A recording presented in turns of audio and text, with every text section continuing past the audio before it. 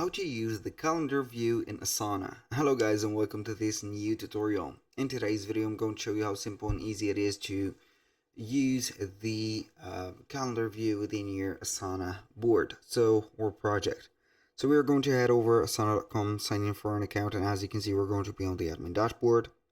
Now what we're going to do next is going to be pretty much simple. Head over the project and click on it. Once we have been there, if you have already the calendar, it is good. If you do not have, click on the add view or add tab.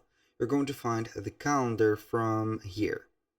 Click on calendar and it is going to be added. In my case, I'm going to remove it because I have already one, and here we have it.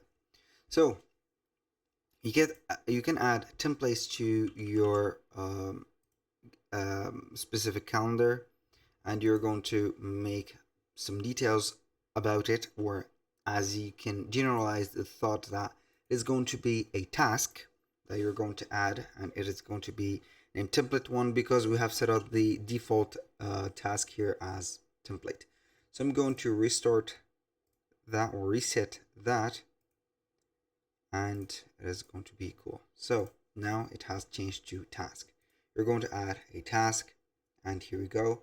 You can find your project or your tasks, daily task, the date of them, the due date, the start date, and whatever. Also, you can go ahead and set up the zoom to weeks or months, like that. You can set up some filters. You can go ahead and have some options like the zoom, the layout options, the filters, and etc. And you can add some task approval milestone within this. You can not only add sections right there. So that was pretty much it for today's video. If I select one of the, as you can see,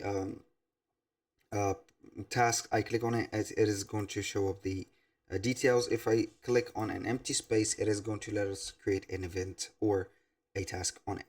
Thank you guys for watching. I hope that you have enjoyed the content, and I hope to see you in the next one.